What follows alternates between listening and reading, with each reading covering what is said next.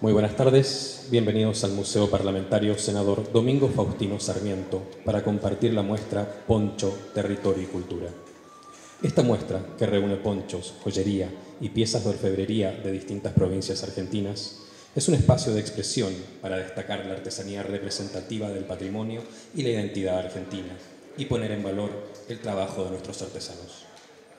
En esta ocasión queremos presentar la jornada Las Lágrimas de la Luna, un acercamiento a la actividad de los orfebres, en la que se desarrollarán las mesas, ornamentos y accesorios de metales nobles y revitalización del oficio de la platería mapuche.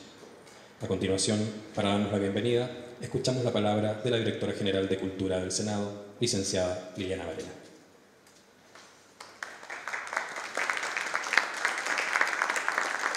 Hola a todos, voy a hablar poquito. Esta muestra nos está dando muchas alegrías. Realmente, ayer hemos vivido una experiencia fílmica, emotiva, con Emiterio, y la verdad que hoy seguramente nos va a pasar lo mismo. Cada día estoy más convencida de que le hemos pegado el ojo a esta muestra. Es decir, no solo traer los ponchos artesanales, sino ayer, en donde Vicky nos fue contando cómo fue eligiendo el modelo de cada uno de los acompañamientos de esos ponchos, y cómo ella como diseñadora se dejó a un lado, tratando nada más que de resaltar el poncho, que realmente es nuestra vedette. Es esto lo que queríamos mostrar. Y comprometer a senadores para que ellos también sigan trabajando en pro de esta lucha del artesano, para que sobreviva ese arte, esa simbología, ese trabajo duro, y que se beneficien ellos directamente del trabajo que realizan. Es un canto al trabajo bien hecho. Como decían ayer Mariela, la hija de Emiterio, el poncho dura para toda la vida. Y realmente es un trabajo que merece ser reconocido. Estamos en camino, tenemos mucha esperanza. Esto ha sido un puntapié, pero se ha comprometido bastante gente. Ha venido gente de vicepresidencia, gente que está en el programa artesanado y que está apostando a que los intermediarios cada vez se queden con menos para que el artesano tenga su lugar. Lo mismo el orfebre, con quienes nos hemos comprometido en una de las mesas donde estuvieron, a tratar de golpear todos los despachos necesarios para la derogación de una ley que realmente los achica y no les permite crecer, exportar este arte que la verdad nos conmueve. Ha vestido y acompañado muy bien. Lamentamos no tener listo el catálogo para el día de hoy, pero estamos seguros que si no es mañana pasado, lo vamos a tener listo y les va a llegar a las manos más de uno, porque el catálogo es el elemento de difusión mayor que ustedes pueden tener. Estos son días de exposición, pero el catálogo es la muestra de los que ustedes son capaces de hacer, y realmente su historia, las historias que son conocidas a través de ello, hacen que la gente pueda saber por lo menos quiénes son los que hoy exponen en el Museo Parlamentario. Así que muchas gracias a todos, al equipo, a Roxana, a Vicky, a todo el equipo del museo, que son los titanes del trabajo, a todo el equipo de la Dirección de Cultura y a toda la gente de eventos y de comunicación también, que nos viene siguiendo con su cámara y sus fotos, y que si no hubiera sido por ellos, la gente de comunicación, digo, que son los que sacaron esas hermosas fotos que hoy tienen los catálogos, tampoco hubiéramos podido llegar a este producto. Una vez más, producto del equipo, producto del trabajo en común, una alegría más para festejar. Así que, bueno, vos vas a anunciar la primera de las mesas, vamos a tener 2 mesas, la primera ya la anuncia nuestro locutor. Muchas gracias. Muchas gracias, señora directora. Tal como dijo, invitamos al señor Juan Diab, al señor Cristian Soriano y la señora Paula Ferreiro a componer la primera mesa, ornamentos y accesorios de metales nobles. Juan Jorge Díaz nació en Azul, provincia de Buenos Aires. Su formación en platería la realizó en la Escuela de Orfebrería Maestro Armando Ferreira de Olavarría. Desde 2010 participa en exposiciones de platería y otras disciplinas artísticas, siendo merecedor en varias oportunidades de premios y menciones. El señor Cristian Soriano nació también en Azul, provincia de Buenos Aires. En 2002 comenzó a estudiar en la Escuela de Platería de dicha ciudad de la mano de Pedro Salcini.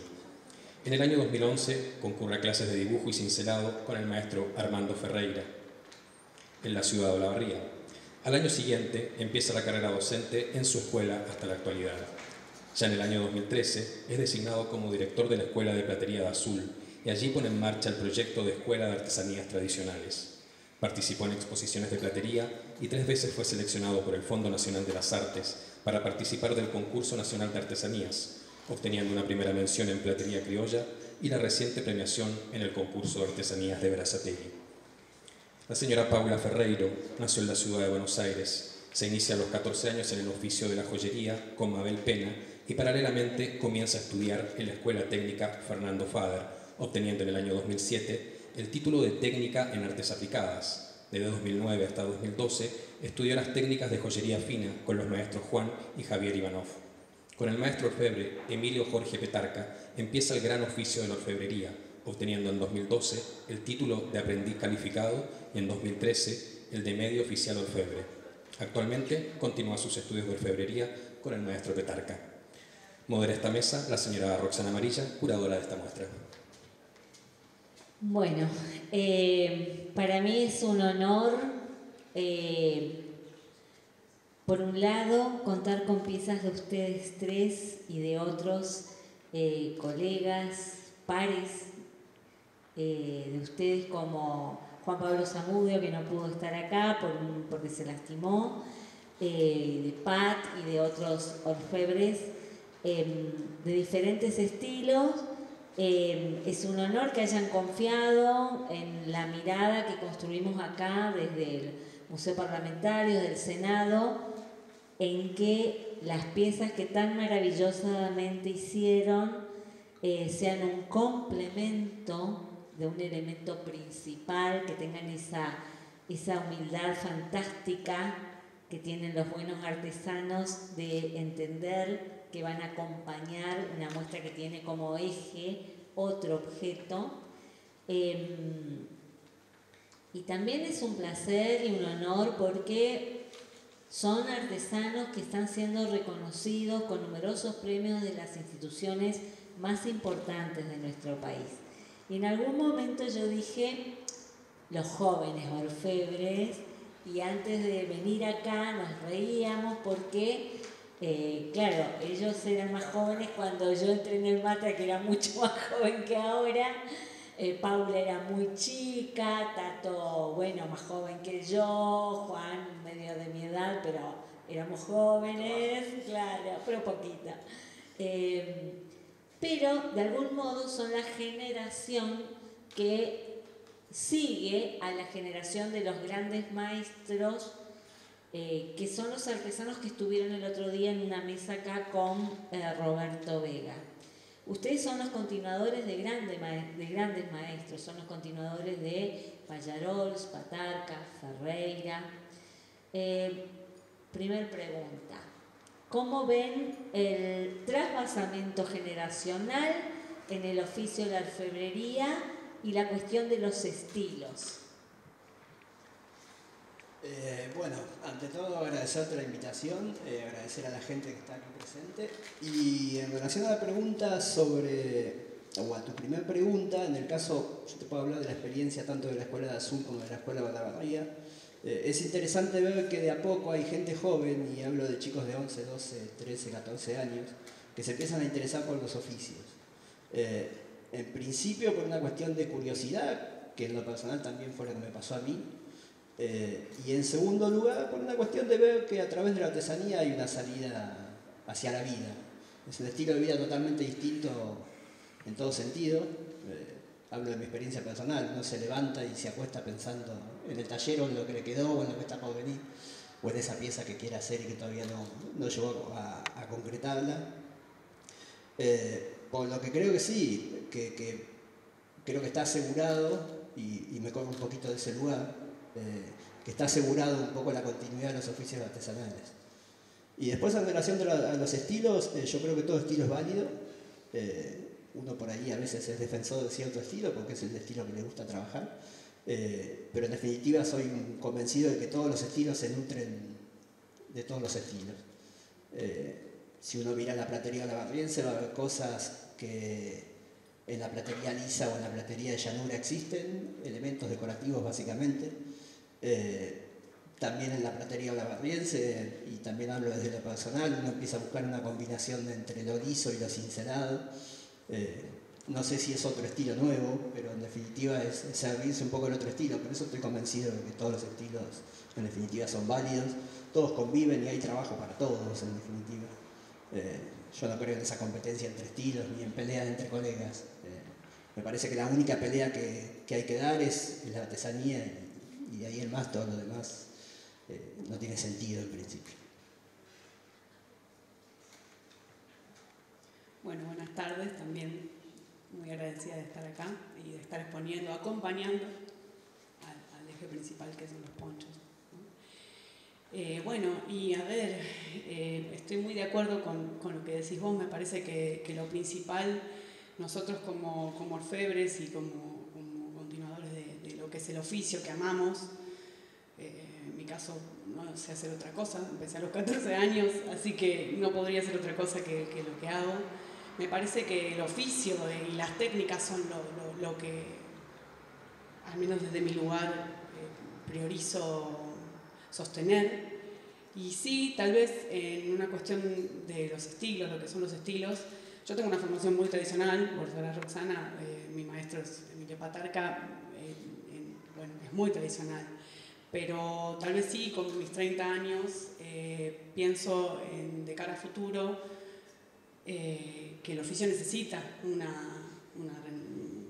algo diferente, ¿no? Y bueno, en esa búsqueda estamos, al menos desde lo que me toca a mí. Pero sí me parece importante el tema de las técnicas, ¿no? Donde me parece que hoy estamos tan atravesados por otras cosas que nos obligan a tal vez no darle bola a eso, y para mí es lo más importante y es lo que reivindico como orfebre. Y bueno, los estilos estamos atravesados por muchísimas cosas, ¿no? Acá mismo se ven estilos muy diferentes y bueno, me parece que está bueno que convivan y también que transmuten y que nos permitamos eso siempre con mucho respeto, Bueno, creo que eso. Bueno, buenas noches. También agradecer a todos los presentes y bueno, a vos, Rosana, por habernos incluido en esta muestra, ¿no? De hecho, ya de paso está bárbara, genial. Bueno, en cuanto a mí, yo me voy a referir un poco a lo que es lo que vos te referías en un principio, si está garantizada la continuidad. Y voy a tomar como marco referencial lo que es la Escuela de Olavarría, y a través de Armando Ferreira. Si bien él, yo creo que ha sido el elemento más importante en el estilo olavarriense, que ha sabido reproducir, ha sabido formar grandes plateros que hoy mismo están dando clases, están desparramando el estilo en todo el país. Desde ese lado está asegurado, ¿no es cierto?, la continuidad del estilo. Y en cuanto a los estilos, los distintos estilos, sí, siempre hay fusión de estilos. Es normal, es saludable, es sano para la platería. Incorporar nosotros mismos lo que es el estilo olavarriense, asimismo hemos ido incorporando otro tipo de estilo, como decía recién Tato. Salimos a veces de todo lo que es el barroco, el estilo bien florentino, muy recargado para incorporar algo al semiliso. Lo que llamamos Picasso también, que es una combinación entre la soga y la platería. Y es una forma también de cada uno ir dándole un poquito una vuelta a lo que es la platería. Así que este es un oficio maravilloso. Te despertás por ahí a las 4 de la mañana y decís, uy, ya está la solución, vamos a pasar otra vez. Viste, tenía un problema con una pieza, no la podía solucionar. Y a las 4 de la mañana me despierto mi mujer y le digo, ya está. ¿Cómo ¿cómo no me di cuenta? ¿Viste? Y sí, era porque me había acostado a la noche pensando en ese inconveniente que tenía, que venía ya hace 2 o 3 días maquinando, te había comentado Tato. Y bueno, y pasan esas cosas, y esas son las cosas que son gratificantes, porque a veces la monotonía, te debe pasar a vos también, Paola, te produce un poco, ¿viste? De letargo, ¿viste? Entonces siempre buscas hacer algo, una pieza distinta. La misma pieza que presenté el otro día no va con mi estilo, es algo completamente distinto a lo que hago. Pero bueno, fue también un desafío poder hacer esa pieza y hacer algo distinto, probar a hacer algo distinto. El desafío para mí es ver si lo podía llegar a lograr. Y bueno, cuando está culminada la pieza es una satisfacción. Así que bueno, enamorado de este oficio que lo empecé de grande, a raíz de un problema que tuve, pero bueno, me ha dado todas satisfacciones.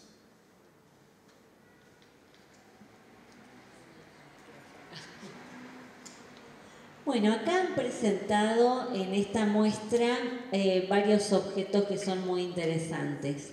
Juan tiene unas gargantillas que justamente hablan de esa fusión con el cuero crudo y los trenzados, que las logró con el trabajo colaborativo con un artesano soguero, y que son martilladas y que tienen una simpleza más que remite, digamos, a lo ecuestre del sur argentino, casi con una alusión indigenista. Paula tiene una serie, o sea, unas piezas que responden a una serie donde ella exploró una iconografía absolutamente mestiza, pero de reconocimiento, donde, digamos, enmarcada en esa pasión política que tiene, el reconocimiento de los derechos de los pueblos originarios, y eso lo tradujo en el diseño de un pectoral, de pulseras, de aros, y una serie importante que hizo bastante tiempo y que muchos de nosotros tenemos. Y Tato presentó una rastra maravillosa que, bueno, las piezas de Tato me hacen acordar mucho, no es la primera vez que se lo digo, a piezas de la joyería de principios del siglo XX, que fue la joyería que inmigró al país, pero puesta en un soporte para un gaucho, ¿no? La joya para el gaucho, una rastra, una joya para el gaucho. Si nosotros pensamos que el tiempo va pasando y de que más allá del estilo tradicionalista hay una demanda en el país que empieza a mirar la artesanía desde otro lugar para un uso más contemporáneo, y de que gente, por ejemplo, como Maurice Bellar u otras personas podrían requerir una rastra para usarla en un ámbito urbano, en una ciudad cosmopolita como New York y demás, o que un poncho podría ser requerido para un uso absolutamente urbano y contemporáneo, por más que esté hecho para un contexto tradicional. Les voy a preguntar a los tres, ¿cómo ven la evolución del ornamento, de la joyería y de la platería que ustedes hacen como ornamento? Mira, en realidad lo que creo, y en esto voy a dar una mirada bastante personal, siempre pongo un ejemplo. Yo no hay ciertas cuestiones o ciertas mezclas culturales que a veces no las termino de comprender. Sinceramente no me hago la idea de un poncho paseando por Nueva York, pero no quiere decir que eso no suceda. Me parece que es algo bastante nuestro, y por ahí nosotros tendríamos que exportar el poncho, pero a su vez los valores que hay detrás de ese poncho. Y después, bueno, en realidad como artesano uno tiene que ir adaptándose también a veces a determinadas cuestiones. A mí en lo personal me pasa, y le debe pasar a todos, que a veces hay trabajo que no tenés ganas de hacerlo porque no te gusta el motivo que te han pedido, pero bueno, en definitiva es tu trabajo. Creo que en ese sentido sí, uno se tiene que ir adaptando, lo que uno hace lo va adaptando también a veces a las necesidades del mercado. En definitiva uno vive de esto. sin renunciar a valores o a ideales que uno tiene. Pero en definitiva creo que también el artesano se va adaptando a lo que son las nuevas costumbres, los nuevos usos. También, mira, voy a ser contradictorio, porque si pienso ahora que una pieza de platería criolla, como puede ser una rastra o un facón, cada vez se ve menos y cada vez vemos menos gente vestida de gaucho, también digo, celebro que me encantaría ver un gaucho con una rastra paseando por Buenos Aires, por ejemplo. Pero bueno, creo que son cosas que no la decide uno, eso, en definitiva. La cultura es algo dinámico, las costumbres son dinámicas, van cambiando y nosotros nos adaptaremos, supongo eso. Y es una gran pregunta, igual la que hiciste difícil, porque claramente uno digamos, como artesano siempre está en una contradicción constante, ¿no? Entre soltar determinadas cosas y bueno, aceptar. Es muy difícil entender cuál es el camino, digamos, de la artesanía hoy día, porque uno amando el oficio, digamos, le gusta y le gustaría, o de repente eso, quisiera sostener determinados ornamentos, pero también como que hay cosas que van mutando y ya no pertenecen a la hora, al aquí y a la hora. Entonces uno se puede quedar. Yo siempre tengo una discusión me acordé, no sé por qué, con un señor que trabajo, que vende en la calle Florida, tiene un local, una talabartería, y él siempre me dice, piezas, ¿qué me vas a mostrar? ¿Piezas de museo? No, O sea, que hay mates, hay cosas que yo podría hacer que él no las quiere. ¿Por qué? Porque el trabajo que lleva a hacer eso, a él no le sirven. Por lo que tampoco me sirve ni hacerlas porque no las voy a poder vender. Entonces, bueno, es una contradicción con la que creo que cargamos todos. Y bueno, hay quienes están decididos tal vez a mantener esa tradición y bueno, con los pros y las contras que tiene eso, y quienes tal vez nos preguntamos, me incluyo tal vez yo ahí, cuál es el camino para que la artesanía se revalorice y tenga un aquí y ahora, ¿no? En el mundo en el que vivimos. No sé, es una incógnita, no la sé, pero tal vez es algo que nos tendríamos que dar el lugar nosotros como orfebres contemporáneos para repensar. No sé si contesté, pero es una gran incógnita. Sí, es bastante complejo. Yo creo que hay cosas que no se negocian.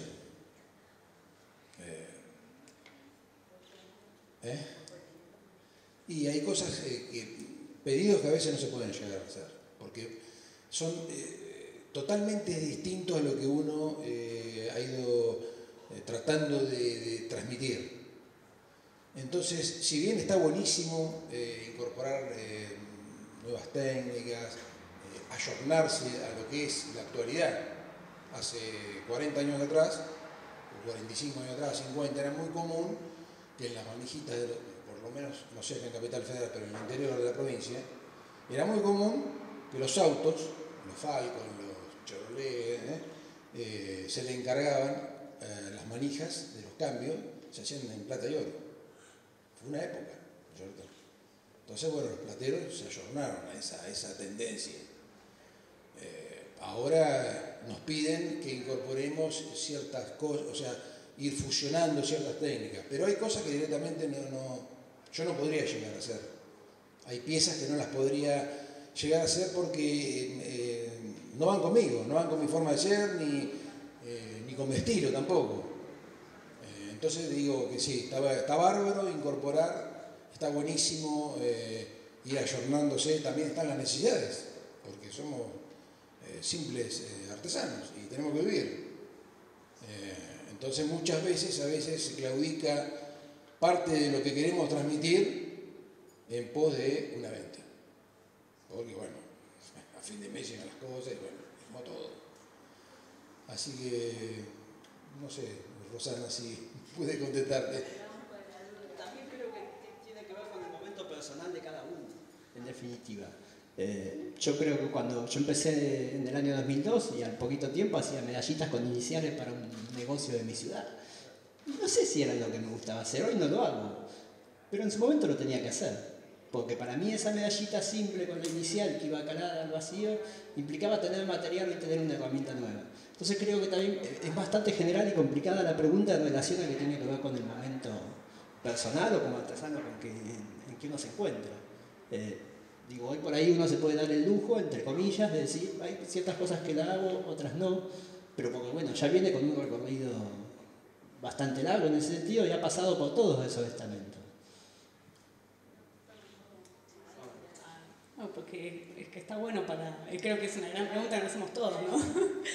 Yo vuelvo a esto, digamos, hay cosas que no, ¿no? ¿Cuál es el límite? Yo estoy de acuerdo, digamos, suponiendo que uno, digamos, tiene resuelta una cuestión económica y no tenga que elegir por eso hacer una pieza u otra, ¿no? ¿Qué pasa también con igualmente poder llegar a personas que disfruten de lo que hacemos desde otro lugar y que no tengan una concepción criolla, por ejemplo, en el caso de tal vez lo que más hagan ustedes, ¿no? O sea, cómo nosotros ayornarnos, no como con las contradicciones de decir, bueno, no importa, esto no me gusta, pero lo hago igual, sino cómo nosotros crear desde un lugar en el que podamos llegar a personas que tal vez no quieran consumir un mate todo cincelado. Pero, por ejemplo, a mí me encanta forjar.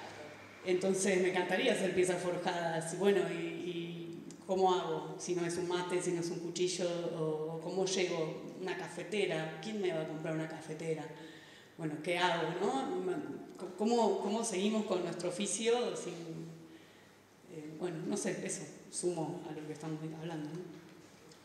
Sí, yo lo que me refería cuando digo que hay cosas que no se negocian, por ejemplo, a mí me pasó una oportunidad que me encargan una rastra muy tradicional, que a mí realmente no me gusta, ¿viste? Y entonces yo hice un dibujo y le di una vuelta y la persona no le gustó lo que yo había hecho. Yo quise hacer algo distinto, no, él quería algo de un libro, que le reproduciera lo que me había traído, ¿viste? Y yo necesitaba hacerlo, porque necesitaba tomar ese trabajo. Pero era una cosa horrible, ¿viste? No me gustaba, digo, no lo puedo hacer, ¿viste? Entonces a veces estás en esa disyuntiva, ¿qué hago? ¿Lo hago, no le pongo el cuño? ¿Viste? Sí, porque esa es otra. Pero tenés la necesidad de hacerlo porque necesitas el trabajo. ¿Qué significa poner el cuño? Porque hay algunos plateros, pero el claro. resto no. Poner el cuño significa, es el sello de cada uno, de cada platero tenemos nuestro cuño que dice simplemente nuestro nombre y apellido. Como haría un pintor firmar. Claro, es una firma. Me encanta porque en realidad Juan es el que me parece de los tres el más innovador y el que más, por ejemplo, si ponemos la serie de gargantillas de Juan hoy en la carrera de diseño de la UBA, estarían todos los estudiantes y las estudiantes de diseño enloquecidos con Juan porque me parece que es el que más pega para ese lado. Yo no he inventado nada, yo he tomado del Renacimiento distintas pinturas y bueno, y la he plasmado en esas gargantillas, ¿no es cierto? Que no gustan, que sea de paso. Pero bueno, son muy bellas. Bueno, yo soy fanática del trabajo de los tres, así que... ayer hicimos un ejercicio, estuvimos con una familia artesana, una familia de un poblado artesanal, la hija, la heredera y el yerno, un heredero de un gran maestro artesano, que dejaron el oficio en un medio con muchas dificultades y vinieron al conurbano a vivir de otra cosa y tratar de forjar un futuro para los hijos. Hicimos el ejercicio de reconocer cuántas operaciones, cuántos procedimientos y el reconocimiento de las técnicas de una pieza textil importante como un poncho. A mí me gustaría que ustedes hagan el mismo ejercicio porque el valor artesanal es algo que tenemos que tener en cuenta. Y ya a esta altura sabemos que nunca se le paga al artesano lo que la pieza vale, eso ya sabemos, que es imposible pagar la artesanía como obra de arte y como trabajo absoluto de transformación de una materia prima con conocimientos centenarios, milenarios, etc. Claro, entonces les voy a pedir a los tres que hagan el ejercicio de contar el procedimiento con que se hicieron las piezas que están exponiendo acá. Contar en detalle todo el procedimiento y cuánto tiempo les llevó. En el caso mío, bueno, el proceso es el mismo creo que para los tres. Comenzás desde el dibujo. En principio ese dibujo después se traslada al metal. Comenzás con todo el proceso de trepanado. Trepanado, para aquel que no sabe, es agujerear los espacios de calado internos. Se dice trepanado porque si el trépano, que es una herramienta manual. Después comenzás con todo el calado del proceso interno, de las partes internas de la pieza. Después te queda todo el calado de afuera, todo lo que sería externo del dibujo. Después comenzás la parte de soldaduras. En el caso de la pieza que yo tengo expuesta acá, es una pieza que tanto los botones, las costillas como el centro, está todo soldado sobrepuesto. En el caso del centro tiene los dos pájaros, también están soldados sobrepuestos, o sea, es otra pieza aparte, es otro dibujo, es otro calado. Una soldadura más sobre la pieza. Y después está todo el proceso de cincelado. Yo no recuerdo bien el tiempo, pero creo que fueron 5 o 6 meses de trabajo haciendo otras cosas en el medio. Todos decimos, estar de 7 meses. No, en realidad siempre vas haciendo otro tipo de cosas. Comete un acto de sincericidio ahí, pero en realidad siempre vas haciendo otras cosas en el medio. A mí me aburre trabajar siempre en lo mismo. ¿Trabajaste desde la granalla? Sí, todo el proceso, la fundición, el laminado. Tratar de comprar un poquito más de material porque no me alcanzaba en su momento, o sea que ahí la pieza estuvo parada también. Pero en sí el proceso es larguísimo de trabajo. Más allá de esta broma que yo hago, de que todos decimos que estuvimos 5 o 6 meses, en realidad vas haciendo otras cosas en el medio, pero sí, el proceso es lento. Y a mí en lo personal a veces me cansa estar trabajando siempre sobre la misma pieza, necesito irme, levantarme de la silla, mirar por la ventana, tomarme un mate, salir afuera, jugar con mi compañero de taller que es Mapu. Necesito hacer algo, si no, no puedo estar tanto tiempo. Me termino dispersando y se me van 2 o 3 horas que no hago nada, básicamente.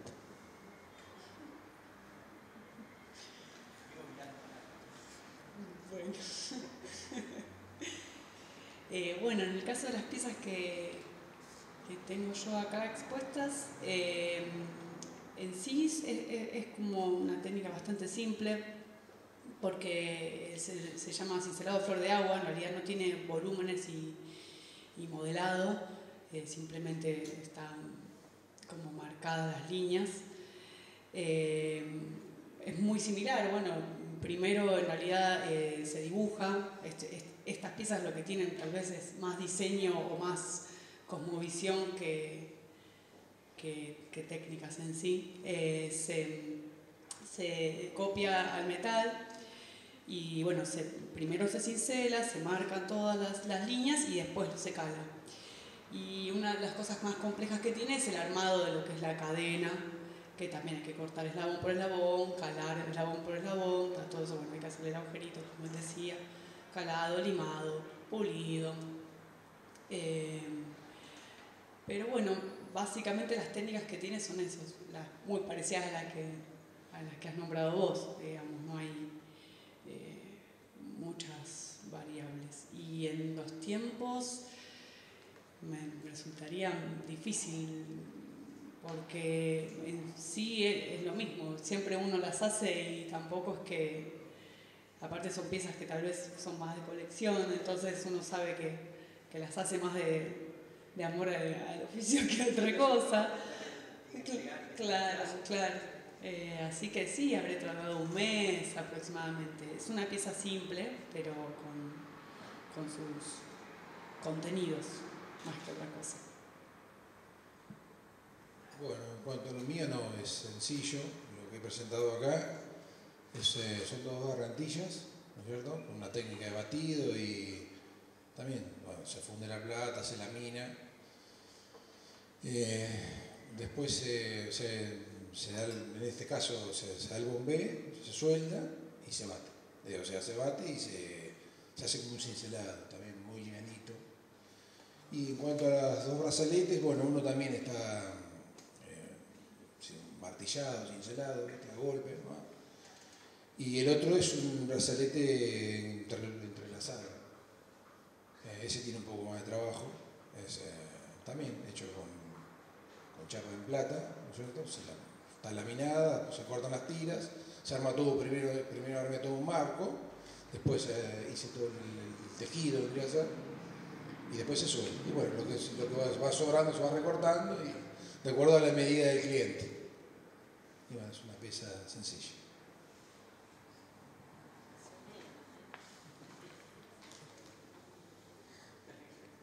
Vamos a las dos últimas preguntas. La penúltima. ¿Qué ornamento les gustaría hacer para el poncho? Ya veo que presentan el próximo concurso. Yo no voy a decir esto, nació el día. Pero, ¿qué les gustaría hacer? ¿Qué ornamento dirían, esto yo podría hacerlo, me gustaría hacerlo, quisiera hacerlo? Yo haría algo, ahora que vi, lo primero que cuando entré acá se me ocurrió una idea. Posiblemente no tenga nada que ver y ni pueda llegar a ser posible hacerla, ¿no? Pero qué bueno sería, pensé, hacerle un cuello en plata a los ponchos. Porque técnicamente por ahí sería complicado, pero se puede, ¿no es cierto? Y me parece que sería algo, una innovación muy radical. No sé, creo que estaría bueno. Con un poco de ornato y un semiliso y algo, alguna figura fitomorfa también, algo así. Yo estoy pensando. Al final el más tradicional. Bueno. No, tradicional en cuanto. No, yo a mí me gusta la innovación. Lo que no me gusta es cuando me traen algo así esto, y me duele un poco, ¿viste? Porque hay cosas antiguas, hay piezas antiguas muy buenas, hay piezas antiguas que son muy repetitivas. Antes se usaba mucho, se fundía toda la tierra, entonces hacían rastras de caballito, hacían 200 rastras de caballito. Vos agarrás un libro de rastras y vas a ver que en los distintos cuños de plateros tenés los mismos centros. Tenés 4 o 5 centros iguales, con distintas cadenas o distintos botones. Pero porque usaban toda la misma fundición. Y así pasa con la rastra de corazones, hay muchas. Entonces voy a eso, ¿viste? O sea, repetir lo que ya está hecho, me da un poco, ¿viste?, de cosa. Si ya está hecho. Por eso está bueno cuando vos le querés dar la vuelta.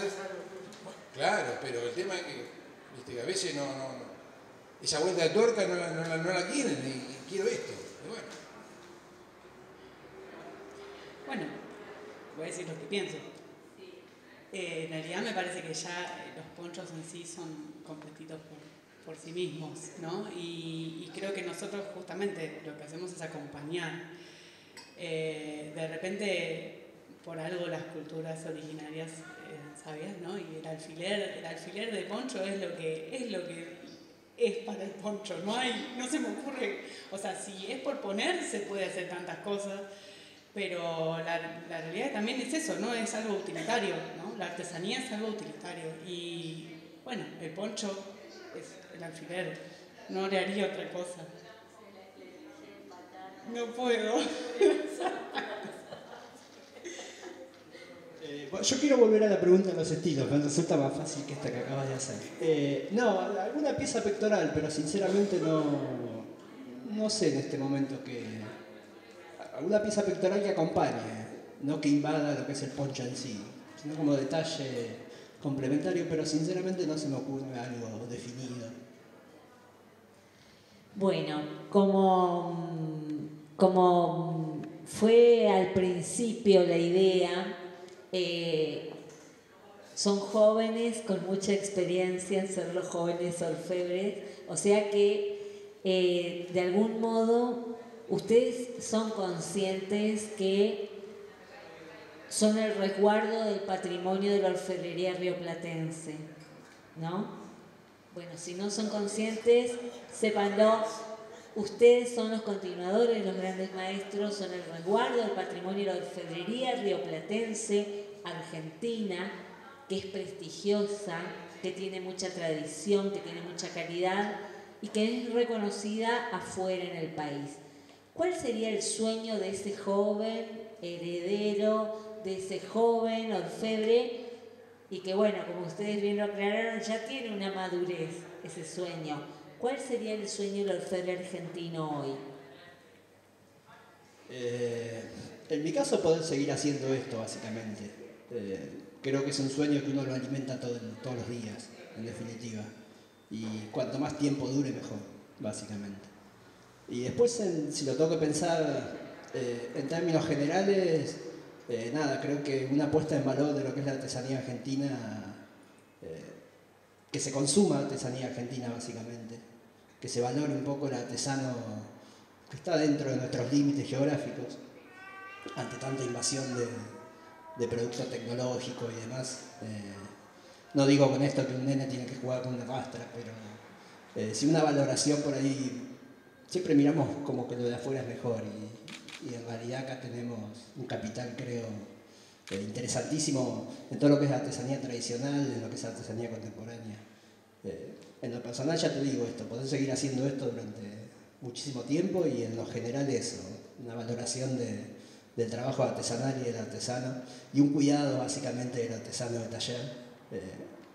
Detrás de una pieza hay un montón de historias, a veces alegres, otras tristes, pero hay una historia de vida básicamente, de gente que decidió dedicarse a algo que le gustaba, que le motivaba, y creo que eso tiene que tener una custodia y una valorización.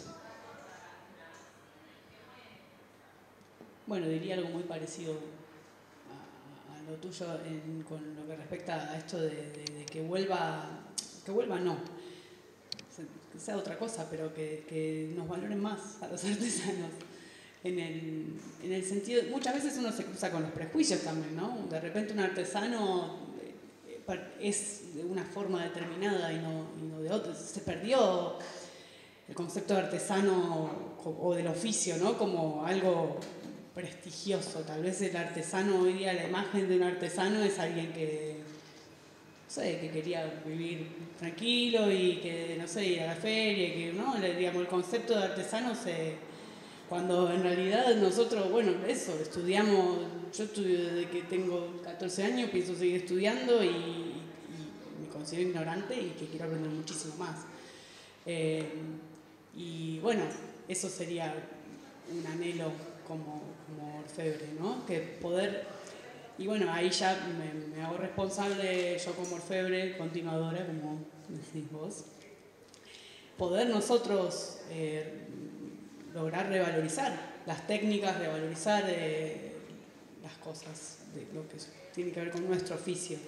Y más mi anhelo personal, sí, me siento que estoy en esta búsqueda de poder ayornar en el buen sentido la artesanía y el oficio al día de hoy.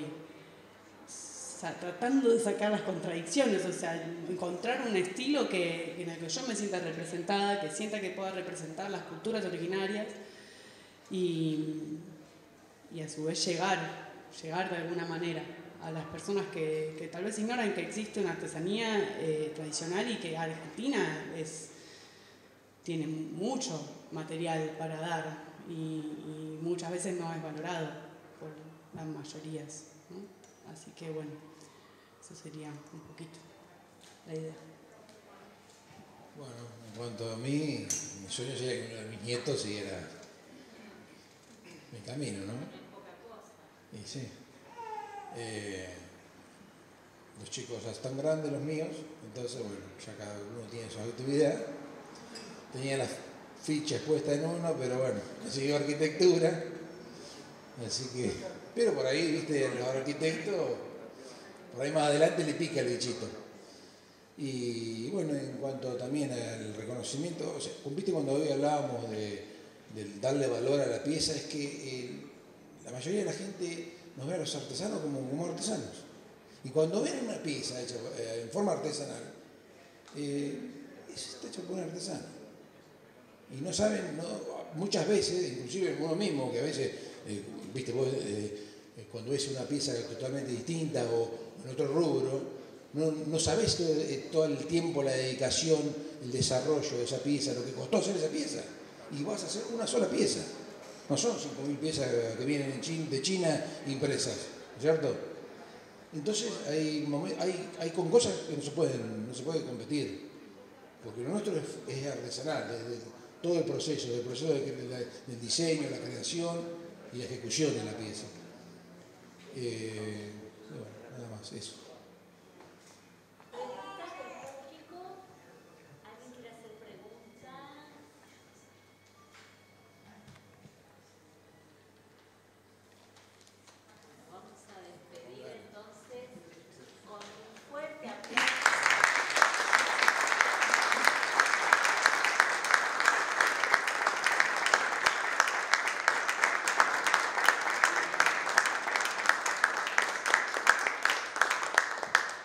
Muchísimas gracias. Agradecemos a los integrantes de nuestra primera mesa y a la moderadora. Invitamos ahora a acercarse a los integrantes de la segunda mesa de esta jornada titulada Revitalización del oficio de la platería mapuche. Ellos son el señor Gustavo Nahuel, Mauricio Betancourt, Jorge Cayuqueo y la señora Patricia Posada Magnaes.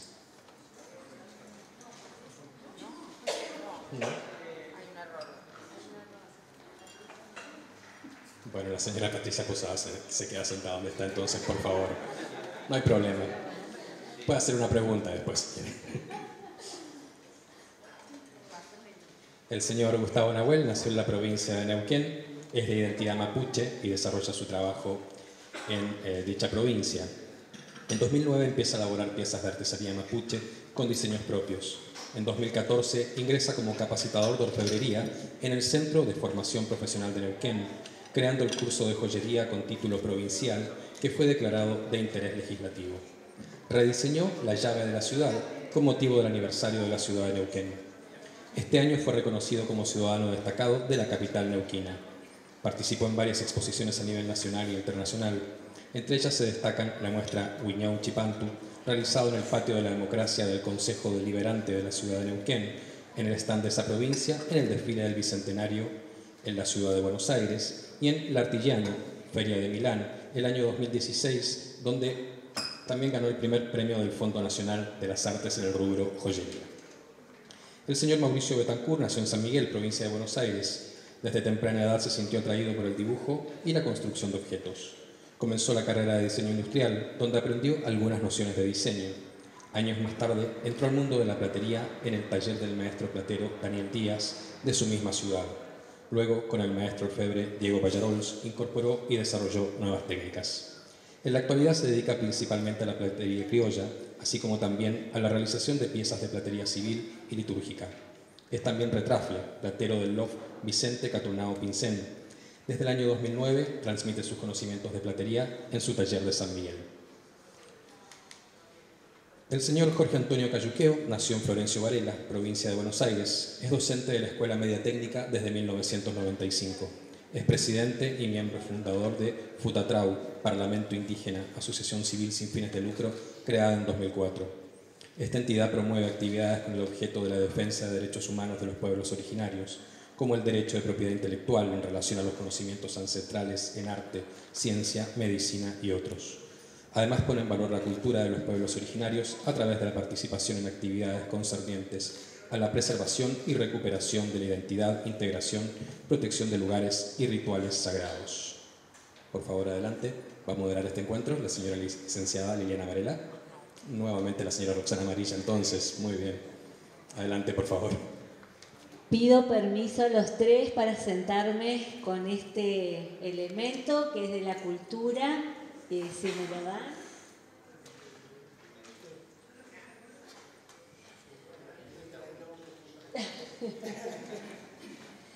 Bueno, es muy importante para la Argentina y para el Senado de la Nación que haya 3 artesanos con pertenencia a la cultura de un pueblo originario que perdió y recuperó. Porque esa es la maravilla de la existencia, de la presencia de los retrafes mapuche. Y los 3 han sido invitados no solamente por la pertenencia, ya sea por rendización o por resistencia, sino también porque están vinculados al LOF.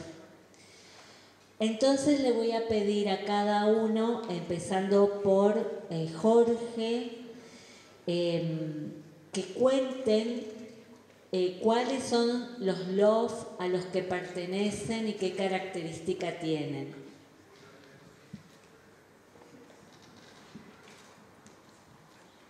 Bueno, buenas noches a todos, gracias por esta invitación. Teóricamente me tendría que presentar como Mari Mari Pupeñí, hola a los hermanos. Mari Mari Pulamiel, hola a las hermanas. Como dijo recién aquí, nuestra presentación en particular, yo pertenezco a la tribu del Cacique Coliqueo, lo que es provincia de Buenos Aires, más bien General Viamonte, Los Toldos, pero participo en el LOF de Vicente Catlano Pincén, nuestro amigo y lonco Luis Pincén, donde compartimos una ceremonia mapuche, la ceremonia mapuche, que es el Iñatum. Se me confunde porque todavía estamos hablando mucho de la Pachamama y entonces tenemos que hacer siempre la diferenciación, ¿no? Porque teóricamente siempre se cree, ¿no?, como que la Pachamama es la fiesta o el ritual de los pueblos indígenas. Entonces nosotros hacemos la diferenciación de que tiene que ver con los pueblos andinos, ¿no? Mientras que el pueblo mapuche al cual yo pertenezco, en la provincia de Buenos Aires, pero esta ceremonia la hacemos en la provincia de Neuquén, tiene que ver con los pueblos del sur, digamos, ¿no?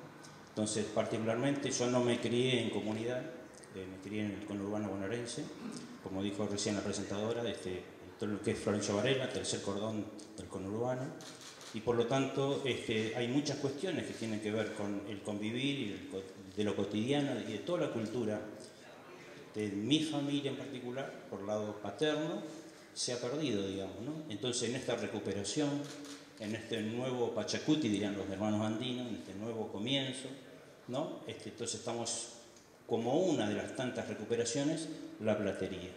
Pero también podríamos hablar de la lengua o podríamos hablar del textil, digamos, ¿no? En particularmente es con el hermano Luis Pincén lo que compartimos en lo que es en vida en comunidad, digamos, ¿no? Aquí en el conurbano bonaerense.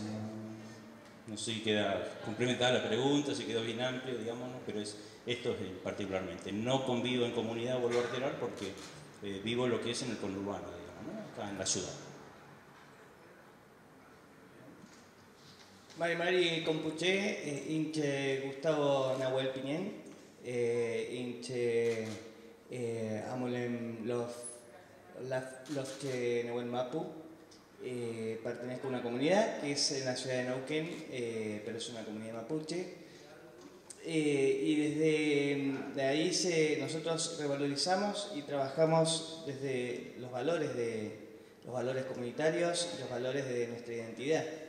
Es complejo decir que somos mapuches y que hacemos vida mapuche, sobre todo en la ciudad, ¿no es cierto?, donde estamos rodeados con la ciudad. Por ahí no es lo mismo que vivir en tierra adentro, en un lugar más aislado, donde la vida o la dinámica de la vida es distinta, pero sí trabajamos y revalorizamos con un gran compromiso cultural y social a lo que son nuestros valores y cómo los seguimos conservando y rescatando desde nuestros antepasados, ¿no? Nuestro ocuparme. Mari Mari Compuché. Buenas tardes a todos. Bueno, soy el menos mapuche de todos los que estamos acá. Claro, es de corazón, ¿no? Bueno, yo vengo de la platería criolla tradicional, he estudiado orfebrería y bueno, por cuestiones de la vida, hace muchos años me relaciono con Luis Pincén. Entonces pertenezco al LOF Vicente Catronado Pincén, como María. Hemos compartido Villa Atún con Jorge y bueno, es una experiencia muy enriquecedora. Y bueno, yo me acerqué desde mi oficio y además, primero porque siempre me atrajo la platería mapuche, tiene una atracción nehuen impresionante. Entonces, bueno, con charlas con Luis, ingresé a la comunidad. Y bueno, y ahí hice mi camino. También no vivo en comunidad, pero ahora estoy un poquito alejado de la comunidad, pero mi corazón está ahí, está con ellos siempre. ¿Y tenés permiso del lonco para estar acá? Sí, sí. Bueno, entre los muchos despojos que sufrió el pueblo mapuche, también está la pérdida, digamos, de la presencia del platero comunitario, con todo un imaginario sobre el platero y cómo lo lograban, al punto que hubieron diferentes caminos para recuperar esa figura. Un trabajo importante fue el que hizo Silvia Rinque con la recuperación, sistematización, estudio y publicación de toda la información disponible que ella logró juntar sobre el patrimonio de la platería mapuche, porque la platería iba circulando o en lugares de coleccionismo a través de la circulación de piezas que no deberían circular o con la reproducción de las piezas, sin atribuirle la pertenencia a la cultura.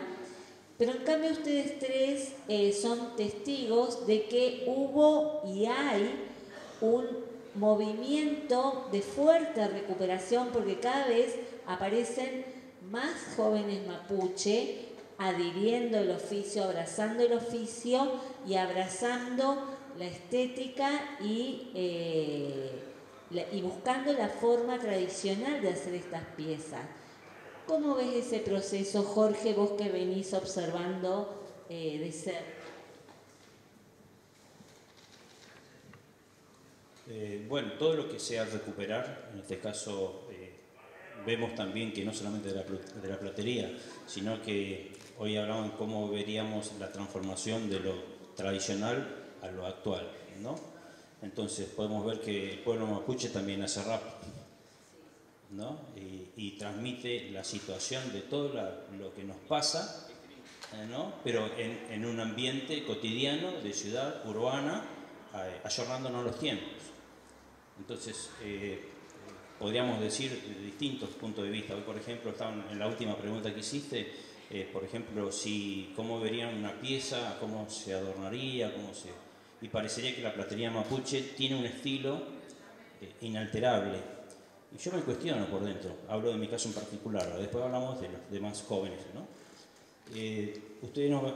Veo que los tupos, por ejemplo, de los pueblos andinos tienen piedras, ¿no? Y entonces yo digo, ¿y por qué mi tupo no tiene los ojitos de una piedrita de estas hermosas que podemos ver por cualquier lado? Pero ya dejaría de ser muy típico, ya no sería mapuche, dirían, ¿no? ¿Y quién certifica que no sería mapuche porque tiene unas piedras? Si lo hizo un mapuche, ¿no? Entonces ahí entraríamos en otras cuestiones, digamos, pero tendría que ver con el ayornamiento de los tiempos actuales. O sea, el pueblo mapuche se caracteriza por tomar todo aquello bueno que sirve para el pueblo, lo toma, no es cerrado. Mientras la diferencia con otros pueblos, que si no es de ese pueblo, por temor no se introduce o no se avanza, digamos, ¿no? No sucede así en el pueblo mapuche, ¿no? Entonces, contestando la pregunta, podemos ver del otro lado, ¿no? De lo que es la cordillera, que también, o sea, todo lo que sea de lo actual para poder poner en valor la cultura mapuche, el pueblo está dispuesto, porque es algo innato que nosotros tenemos. Y siempre estamos evolucionando, ¿no? Evolucionando, tratando de convivir con el otro, digamos, ¿no? Entonces, contestando concretamente, es el joven mapuche, sí, se adecúa a los tiempos modernos sin perder la identidad, tratando de transmitir los valores. De algunas maneras serán bien aceptados, en otros no serán muy bien aceptados, pero sí trata de alguna manera tratar de imponerse de una manera sana, ¿no? En estos tiempos actuales que, bueno, que cada uno sabe en el lugar donde estamos, digamos, ¿no?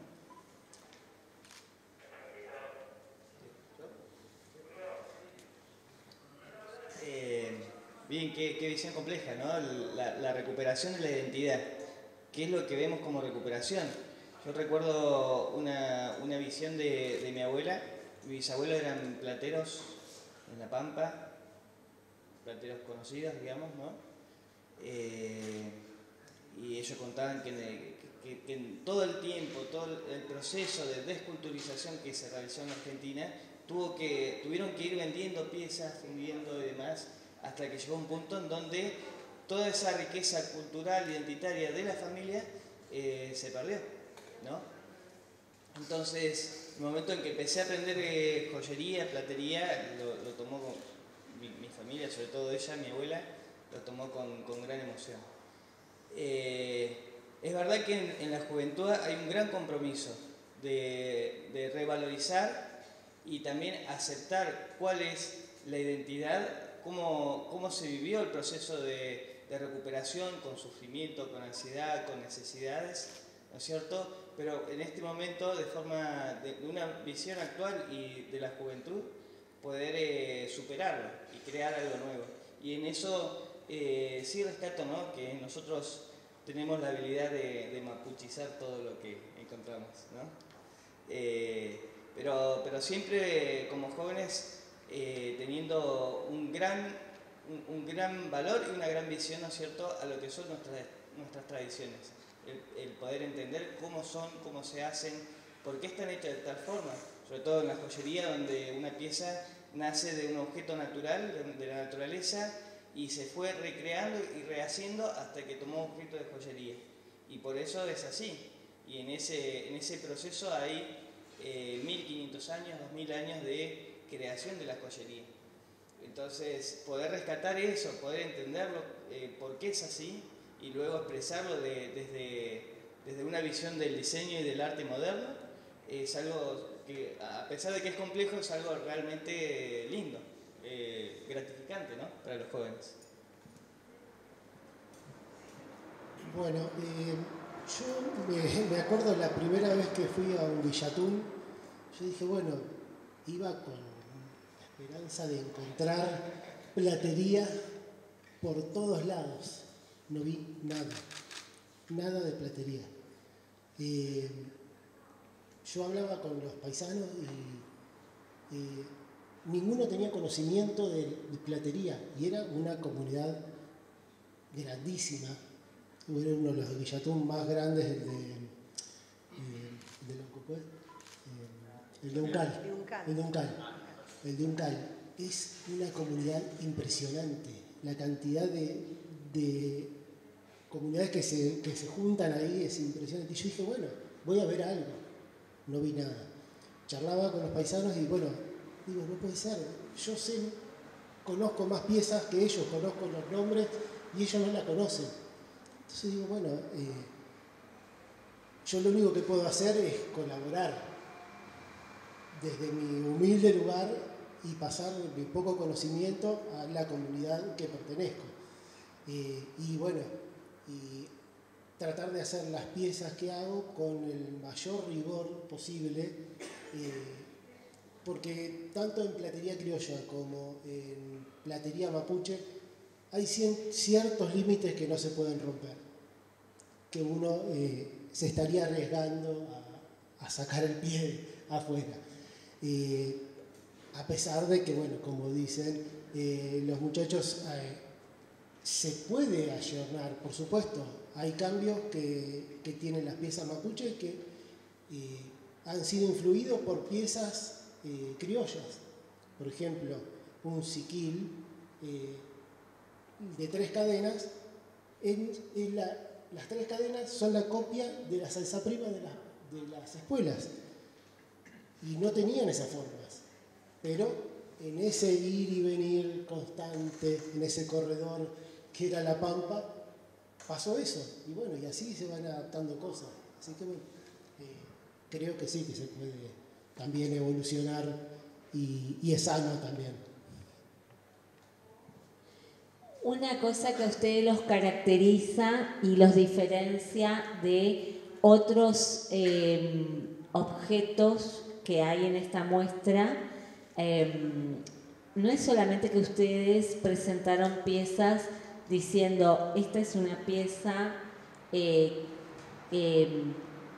la cultura mapuche, sino también le atribuyen el Nehuen, le atribuyen, le confieren determinadas, le confieren atribuciones que desde el que lo copia como quien copia de una fotografía, que incluso en el lenguaje se dice pampa araucano, ¿no? Como en ese territorio que está anclado por determinada investigación también que legitimó cierta mirada sobre el potencial de un pueblo, ¿no? De expandirse y de recrear y de hacer ejercicio de esa creación holística. La fuerza, el Nehuen, el atributo de determinadas piezas los caracteriza a los tres también. ¿Podrían contar algunas de esas cuestiones? Hay elementos que tienen en esta muestra que son de sumo interés y que es interesante que los plateros de la cultura compartan con el resto. Sí, podemos ver una trapelacucha, digamos, ese pectoral grande que se pone enfrente, digamos, ¿no? Donde podemos ver entonces la relación con el ser creador, llamémosle Dios, llamémosle lo que haya aquí en esta sala, de acuerdo al credo de cada uno, llamemos nuestro Neguechen, ¿sí? Pero es la relación que tenemos con lo bueno mapo, o sea, con lo de arriba, ¿no? Con lo nuestro, con lo terrenal, ¿no? A través de la representación de las cadenas, digamos, ¿no? O sea, esa relación, ese ida y vuelta de que el pueblo mapuche en su diario de venir verán la diferencia con otros pueblos de estar en silencio. Quizás otros pueblos son mucho más chicharacheros, llamémosle así, muchos más festivos, muchos más expresivos. El pueblo mapuche siempre está meditando, porque tiene que ver con esa relación cotidiana con el ser creador, ¿no? Vuelvo a reiterar, no nos hemos criado, yo particularmente en comunidad, entonces por lo tanto aquí se hace una mezcla de muchos credos, digamos, pero sí uno tiene el creador, nuestro Gueneché, digamos, ¿no? En el cual le llamamos Dios, le llamamos Jesucristo, le llamamos Alá, como cada uno le llama en su lugar de pertenencia, digamos, en su credo en particular. También tenemos el trailonco, digamos, ¿no? Que se diferencia del metal con respecto al del varón, que es más bien de lana o de hilo, digamos, de lo que tengamos, la diferenciación. Particularmente van a ver que el trailonco tiene las monedas del país de Chile, que tiene que ver con la mujer mapuche, revalorizar. Nuestra cultura es matriarcal, quien transmite la cultura es la mujer, entonces por lo tanto un símbolo de reconocimiento a la mujer, mientras que yo aprendí, mientras recolecté esas monedas, de que no tiene nombre y apellido esa mujer. Fíjense en que todas las monedas tienen, así sea desde el animalito más sencillo, tiene el nombre de quién es. Es una forma de discriminar a la mujer, entonces yo dije, bueno, yo la voy a poner en valor, ¿no? Porque en el pueblo mapuche el tema de quien transmite la cultura es la mujer, ¿no? Entonces, bueno, es de alguna manera una manera de transmitir esto, digamos, a través de esas monedas, pues podría ser tranquilamente con otro tipo de trabajo, digamos, ¿no? ¿Qué más tenemos ahí? Los tupus, ¿no? Cuando uno regala, o yo particularmente regalo el tupu, cualquiera piensa que más allá de ser una ornamentación tiene un arma de defensa, digamos, ¿no? Bueno, puede ser un arma de defensa, pero en estos tiempos actuales, digamos, ¿no?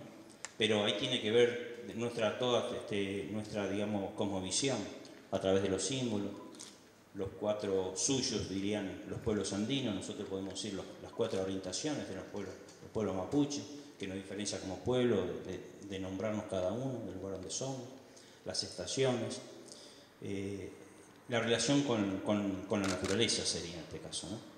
En el simbolismo que pueda tener alguno de aquellos, de los tupus que podamos ver ahí, digamos, ¿no? Que son unos cuantos, digamos.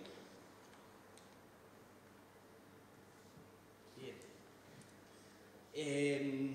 Hay una pequeña salvedad en cuanto a los ponchos. Tradicionalmente, más allá que acá lo estamos trabajando en una visión contemporánea, pero tradicionalmente el varón usaba el poncho se llama matún en Mapuzungún.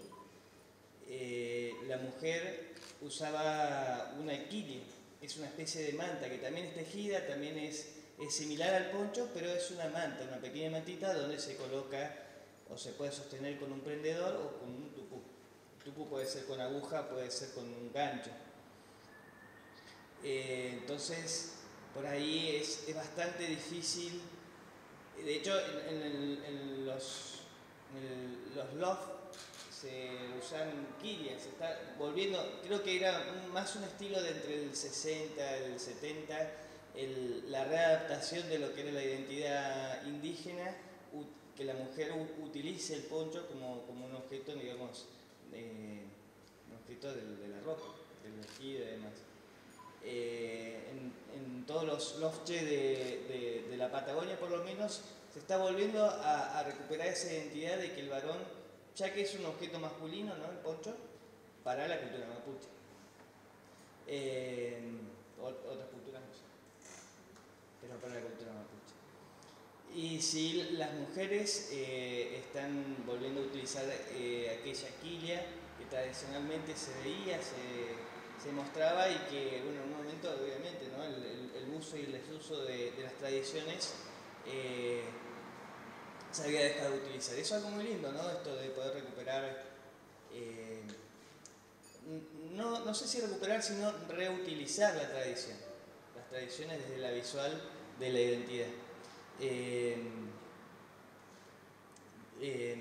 Nosotros, por ejemplo, a ver, las piezas, el objeto, digamos, de cada pieza, ¿no? A destacar, bueno, hay un siquil, por ejemplo, que es el que está en exposición, que es un siquil pensado en lo que era la visión tradicional del platero de los años 70, pensado en una novela que se llamó Aimé, que se hizo en Neuquén, en donde la productora, bueno, estoy viendo un poco y rememorando qué tipo de ropa utilizaba Aimé, que era una cantante folclórica, ¿no es cierto?, mapuche,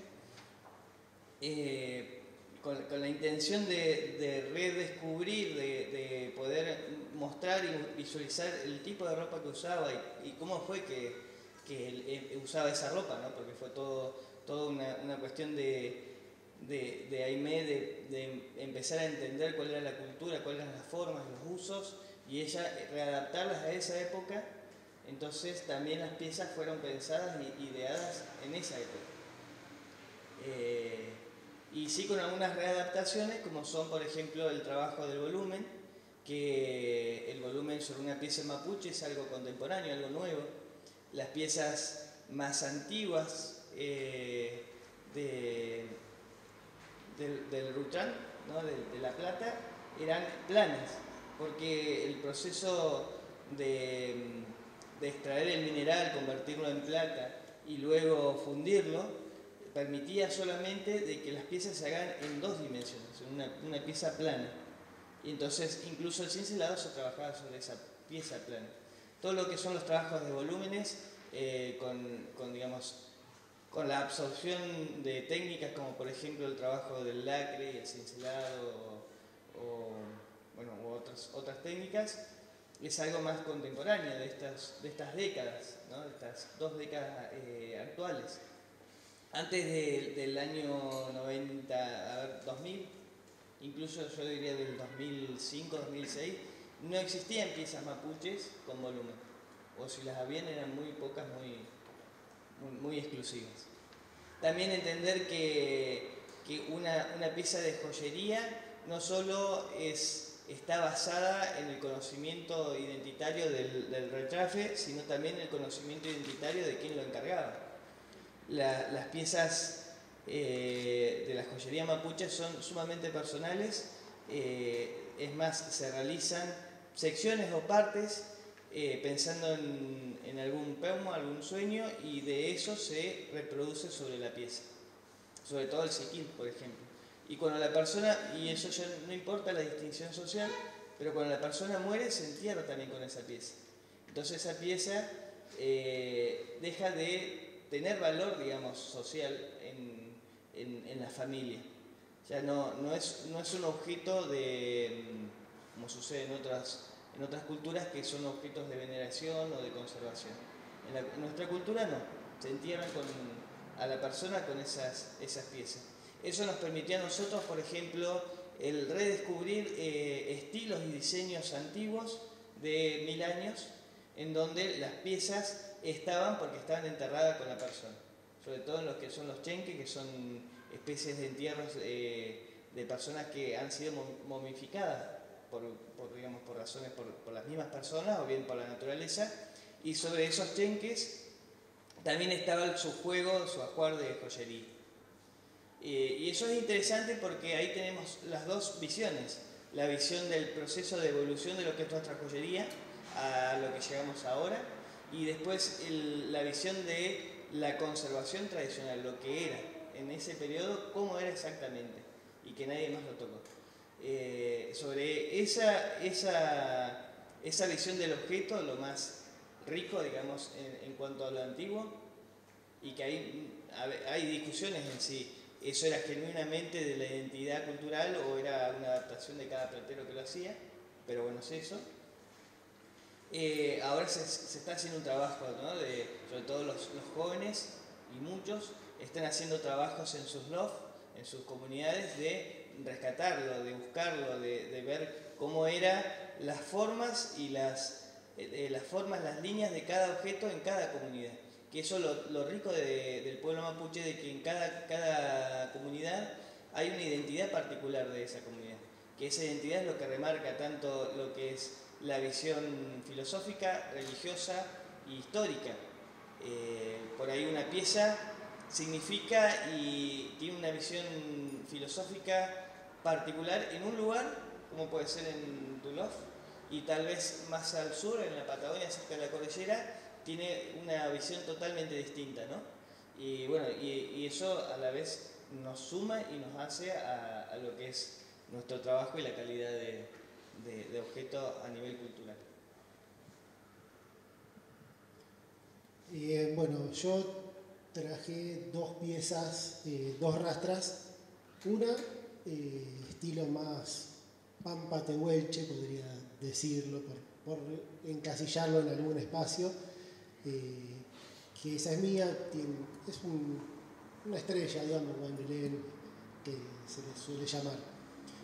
Y el segundo me lo encargó un peñi del norte de Neuquén. Ya me va a salir el nombre. Y bueno, yo por lo que estuve leyendo, por ejemplo, las piezas mayores, por ejemplo, lo que puede ser un trarilonco o un siquil, son de protección a la mujer. Y generalmente no es que tampoco la usaban constantemente, no vivían con las piezas todo el día ataviados con eso. Lo usaban en ocasiones ceremoniales. Entonces, como iban a ser usados como protección, cuando me encargan la rastra, digo, bueno, esta rastra tiene que proteger a su dueño. Entonces, bueno, el chico que me lo encarga quería que le pusiera el nombre y todo, digo, pero no le puedo poner un nombre escrito a una pieza de platería mapuche. Me parecía que no iba a una cultura ágrafa. Entonces, bueno, traté de interpretar un poquito y usé la figura de un pillán, que es un espíritu protector. Entonces, bueno, traté de que si a la mujer la va a proteger sus piezas, al hombre lo tiene que proteger su rastra, que es prácticamente lo único que usa en platería, digamos, el paisano, ¿no? Así que bueno, esa fue mi idea de esa pieza. Después, bueno, utiliza técnicas, como decía Gustavo, son una técnica plana totalmente, con algún burilado en zigzag, algún punzonado, pero bueno, son piezas simples en su, digamos, su concepción, pero para mí, si puedo llegar a que la pieza tenga Nehuen, que tenga fuerza, que uno la ve y dice, esto algo me llega, es ahí donde creo que uno puede sentirse como retrafe contento, ¿no? Todavía el dueño no recibió la rastra porque la terminé y la verdad que le dije, le pedí permiso si me la podía prestar para exhibirla. Así que bueno, el dueño no vio las fotos, sino solamente el que me la encargó. Y bueno, estaba contento y también había recibido esa fuerza. Así que bueno, yo ya me siento feliz.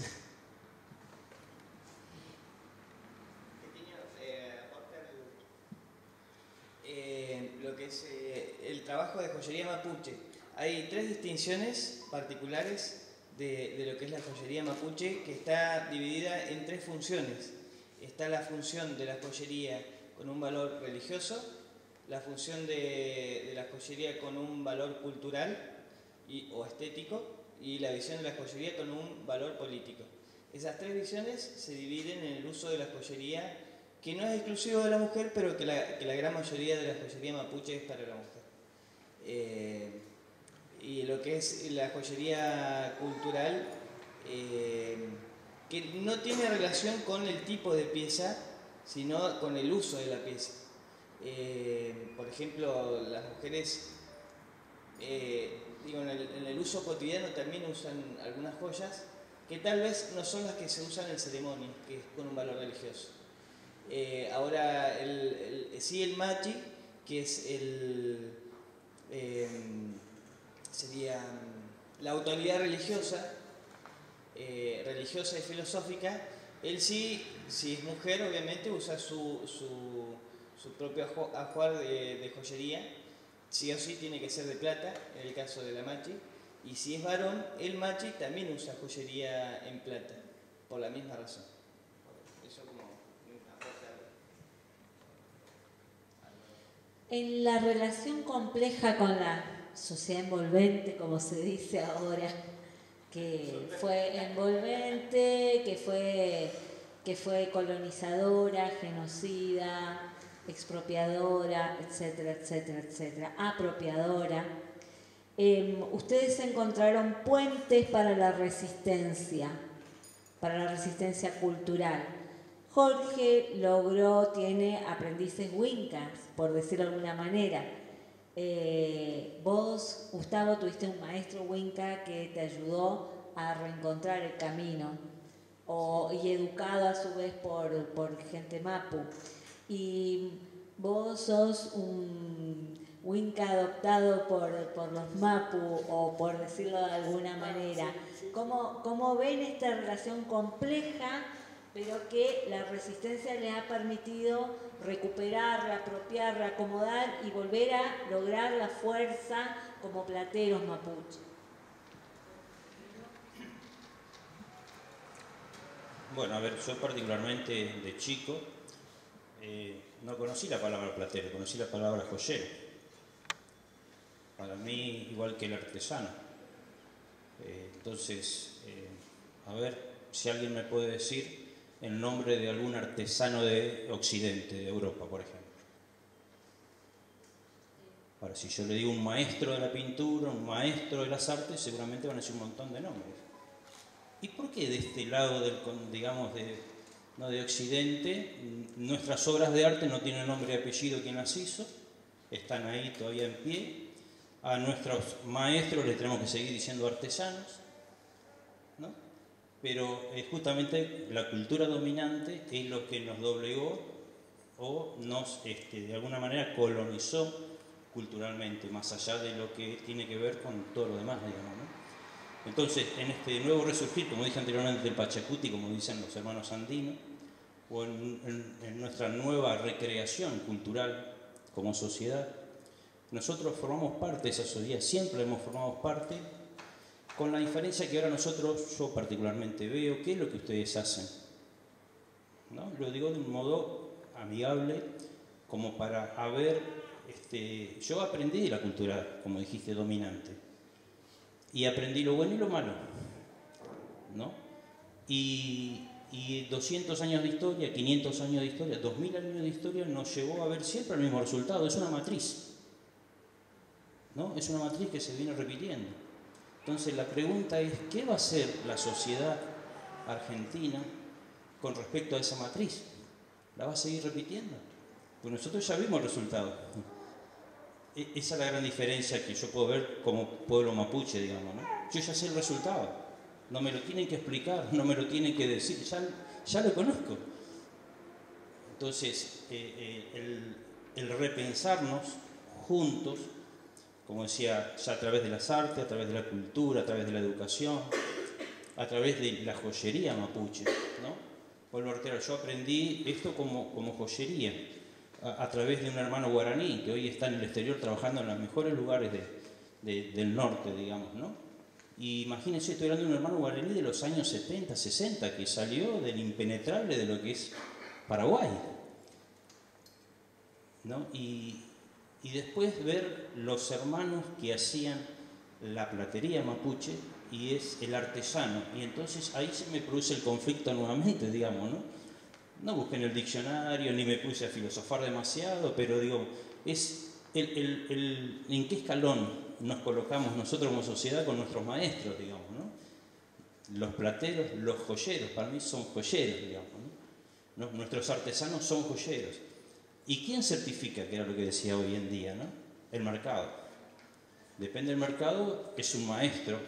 Depende del mercado, es un artesano, ¿no? Entonces, haciendo yo hacia mí adentro esa diferenciación, digo, son los maestros. Y yo estar al lado de un maestro así, soy Gardel, ¿no? Porque yo no fui a estudiar platería. Mi maestro es Luciano Lombardo, que es un artesano excelentísimo también. Pero para mí es un maestro y él con su humildad dice que es un artesano. El hermano guaraní que yo le dije recién hizo la tierra de Miss Universo 2010. Y es un simple hermano guaraní. Entonces le tomo otra concepción a las palabras o a los hechos particularmente, ¿no? Y estar a lo de esas personas y aprender, como dije anteriormente, repito, ¿no? Yo me siento, pero más que feliz, ¿no? Así que no sé si he completado la respuesta, pero es hora de que cambiemos nosotros la historia y dejar de ser unos artesanos y decir lo que realmente somos, unos maestros, ¿no? Porque si no vamos a seguir repitiendo la historia y ya la historia la conocemos, digamos, ¿no? Perdón si me voy un poco del tema, pero tiene que ver con la parte que nos toca en este momento histórico de poder sostener la cultura que estamos todos aquí, digamos, ¿no? Ya sea urbano o no urbano, pero estamos todos aquí en este lugar.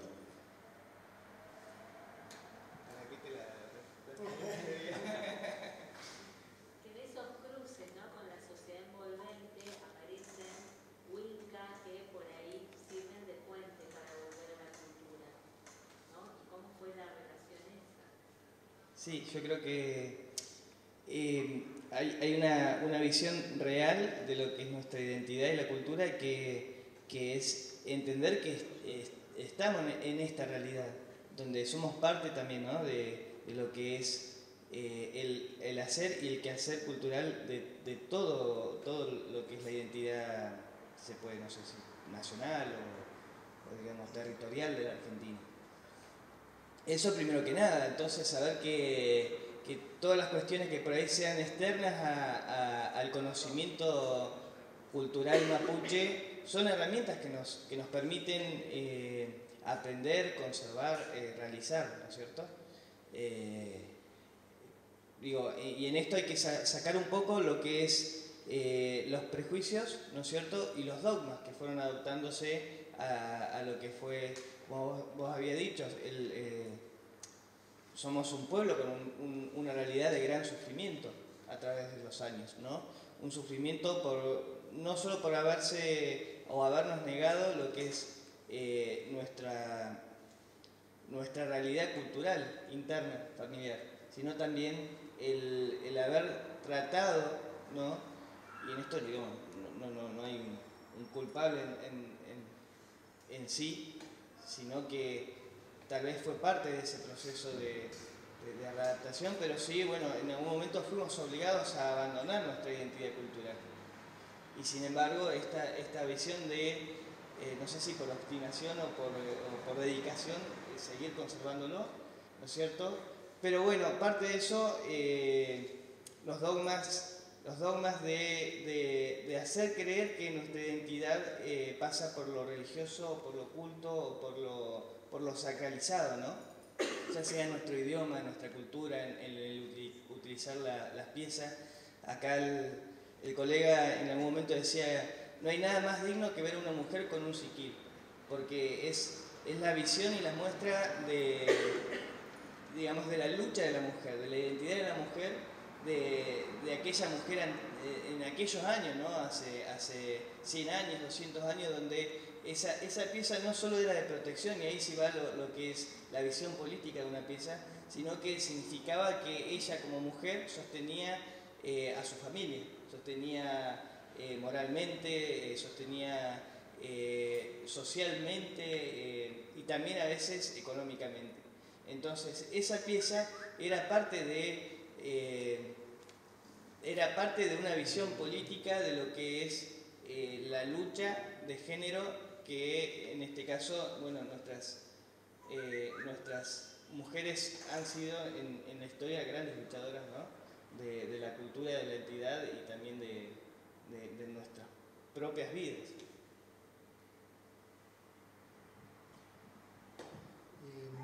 Bueno, yo creo que a partir de hace unos años hay como una aceptación del mapuche, ¿no? Como que sí, soy mapuche y se reconoce. Entonces, no, claro, pero ya se reconoce. Antes tenía apellido y decía, no, yo no soy mapuche. Lo he escuchado, bueno. Y bueno, creo que en algún momento de la vida todos queremos saber de dónde venimos y cuál es nuestra esencia. Y creo que ahí está lo que le está pasando al pueblo mapuche. Está resurgiendo, está como volviendo a los orígenes. Y bueno, me ha pasado con Luis acercarnos y bueno, él decirle, estamos volviendo a armar la comunidad y bueno, ahí es donde yo me acerqué desde mi espacio, que quizá no tenía nada que ver más que afectivamente y porque me interesaba el tema. Pero creo que hay un ida y vuelta digamos, de conocimientos. Se me fue una idea que tenía, pero bueno. Entonces, creo que yo soy muy... no me sale la palabra, hoy estoy trabado. Creo que las comunidades van a surgir, lo mismo que pasa con todo. Por ejemplo, a mí me dicen, che, pero hay pocos plateros. Digo, no, ¿te parece? Cada vez hay más y cada vez son mejores. Y tratemos de mejorar porque nos pasan por arriba. Entonces, esto es lo que le está pasando también a las comunidades y creo que van a crecer y van a volver con mucha más fuerza que antes. Bueno, por mi parte, yo quería expresarles mi profundo agradecimiento por haber confiado en el Senado, en esta casa, por su aporte de peso y distintivo a esta muestra. Jorge, la cantidad de piezas que trajiste fue, cuando las chicas recibieron tantas piezas, fue como, no sé, una lluvia de entusiasmo y alegría. Yo atestigué eso. Gustavo, también un honor. Tus piezas yo ya las conocía y para mí era un lujo contar con ellas. Y Mauricio, para mí fue un gran honor que esa rastra tan especial esté acá con toda esa historia. Les estoy muy agradecida y que me hayan permitido hacer esta mesa también, porque estas son las cuestiones que tenemos que reflexionar justamente para romper esa matriz, ¿no? Esa matriz que anula los derechos, que anula la diversidad. No sé si hay preguntas del público. Sí, yo tengo una pregunta. Sí, a mí me gustaría saber cuál es, si existe, creo que sí, debe existir, la diferencia entre las piezas antes de la colonización de los españoles y posteriores. O sea, ¿cuál es lo más relevante en las piezas, ¿cierto?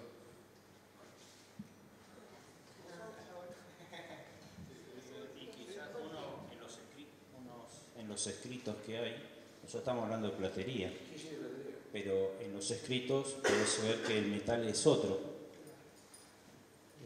ya sea oro, que el pueblo mapuche no usa, o sea, este pueblo mapuche no. Hay un registro de que las primeras piezas fueron de oro. Fueron de oro, exacto. Entonces ahí viene un poco el tema de la colonización, ya sea por el hurto, o porque había que cuidarlo, o porque era lo que había, o en el intercambio, o en su defecto cobre, digamos, ¿no? Mientras que ahora estamos hablando de platería, de plata más bien, por el hecho de un efecto que tiene que ver con la luna, que tiene más bien desde el punto de vista espiritual, digamos, ¿no? ¿Es válida la respuesta? ¿Sí? Entonces, ustedes van a ver que en los pueblos andinos utilizan el oro, ya sea desde los dientes hasta infinidad de lugares, y no así la plata o en menor medida. Yo en la mapuche, el oro tiene una connotación negativa. Claro. Sí, Entonces, Claro, yo por ahí me refería también. Pero hay algo interesante en eso, si lo puedo contestar del oro. En el norte de Neuquén, por ejemplo, bueno, toda la cordillera argentina, sobre todo en la Patagonia, hay un gran yacimiento de oro que se encuentra en vetas. Vos sacás y es un papel de oro, digamos, una gran cantidad de oro. Entonces, no se sabe si en la llegada de los incas llegaron hasta Andacollo, sur de Neuquén, o bien en la llegada de los españoles, fue mucho después de Colón, fue en 1500 aproximadamente en lo que se llegó al territorio mapuche, pero hay una gran visión de que el oro está maldito, ¿no? Y de hecho en Andacollo, que es el lugar donde más cantidad de oro hay, existen los pilquiñeros, que son los que extraen oro artesanalmente, y ellos, todas las leyendas que fundamentan su trabajo, su tradición de sacar oro, están muy relacionadas a los demonios, a la maldad, al demonio y demás, y hay muchos ritos que ellos utilizan o hacen para sacar oro y que no les afecte, digamos, en su salud, en su familia, en sus relaciones.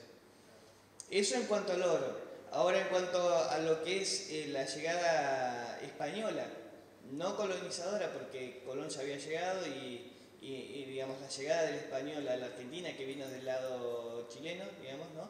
Pero que también pasó hasta acá y hubo cierta influencia, se puede observar en las formas estructurales de los objetos. Por ejemplo, en lo que son los trailoncos, ¿no? O en las monedas, también el cambio de forma de estructura de las monedas, donde las monedas del siquil lo que finaliza, que es el corte, que eso lo que representa es el cupalme. Cupalme significa identidad familiar, que lo que significa o simboliza es la historia familiar de cada mujer que lo usa, se modificó en la estructura. La moneda al estilo con una forma más española en la forma exterior de lo que era antes. Antes las formas eran más rectas, si se puede decir. También lo mismo la adaptación de las riendas de caballo, en donde en momentos se fundía, en otros momentos se reutilizaba, y también hay ciertas figuras de las riendas que fueron adaptadas a los trailoncos o a las vinchas de cabeza de la joyería mapuche. Hay como diferentes tipos de readaptaciones de los objetos que se utilizaban a lo que es la cultura. Esto es lo que yo les contaba del mapuchizamiento, la mapuchización de los objetos, digamos, ¿no? De tomarlos y readaptarlos y reusarlos en las piezas personales. Por ejemplo, ¿cómo sería un siquil de 1400? Ah, bien. No, porque el canuto es traído de África con la ciudad. Ah, mostacilla. No, en realidad es el proceso que arqueológicamente se cree que alrededor de 1400 más o menos se trajo a la tecnología a la cultura mapuche para procesar la plata, que es algo no muy fácil, digamos, de hacer. La plata es un mineral que se extrae en la tierra con otros minerales y después se tiene que separar y fundir y hacer plata, ¿no? Lingotes de plata. De ese objeto, las piezas más comunes son, por ejemplo, y se ve mucho en el cambio de la forma de los chaguay, son las placas rectas, cuadradas. Y en cuanto al siquil es lo mismo. El siquil sí tiene una estructura que son de 4 partes, como mínimo 3, pero las partes van cambiando dependiendo la época, en donde lo más primitivo son placas rectas y después se van ayornando con figuras antropomorfas, a veces no, dependiendo, digamos, los cambios culturales e identitarios de quien lo encargaba. ¿Está bien? Yo quería decir, por ejemplo, cuando hablamos de platería pampa, vamos a ver que también no hay oro. Si nos fijamos en lo que cuando hablamos de facones, no hay oro. Vos fíjate que lo que viene de Uruguay o Brasil, que hubo mucha influencia lusitana, en plateros, todo, ellos vienen recargados en oro. Pero lo que llegó a la Pampa, no. Si vos te fijás, no hay oro. Y bueno, hay un montón de una simbiosis de diseño entre un lado y el otro. Bueno, vamos a despedir a los Retrafe con un fuerte aplauso.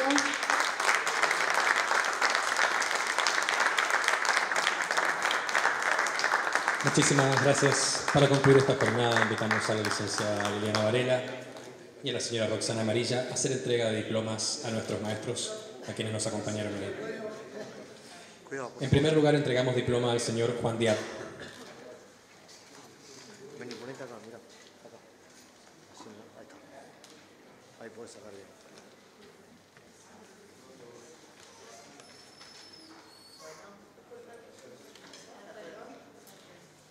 Le damos tiempo a la fotógrafa, por favor. Guarda, Delfi. ¿Quién sacarse al medio de la silla que se ve? Gracias, Iván. ¿Te voy a sacar ahí?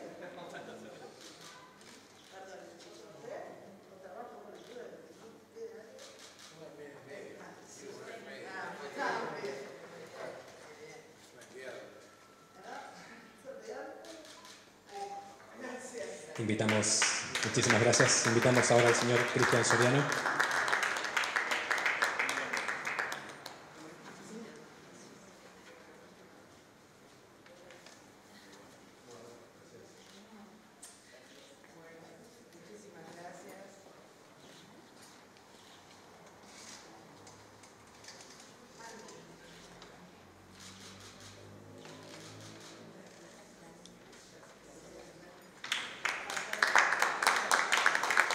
Invitamos ahora a Paula Ferreira.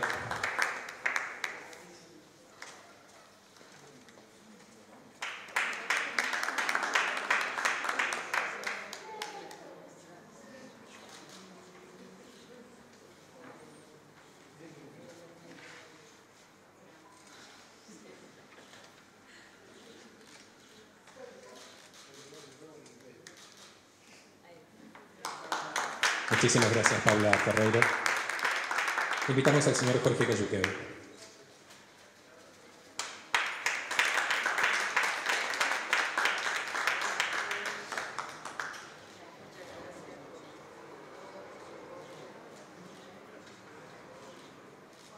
Cuidado. Muchísimas gracias. A nombre de la señora Verónica Sestac recibe el señor Cristian Soriano.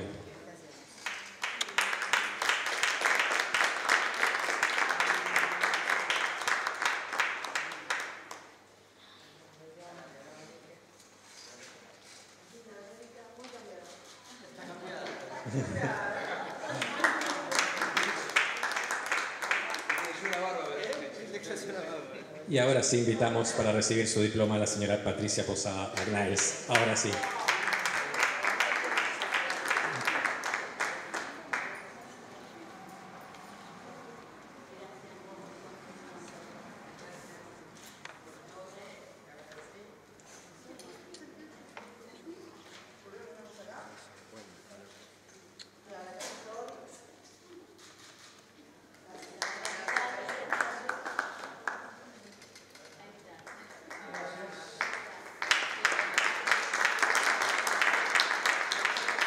Muchísimas gracias. De este modo damos por concluida esta muestra Poncho, Territorio y Cultura. Esta jornada, Las lágrimas de la luna, un acercamiento a la actividad de los orfebres. Muchísimas gracias por participar. Que tengan muy buenas noches.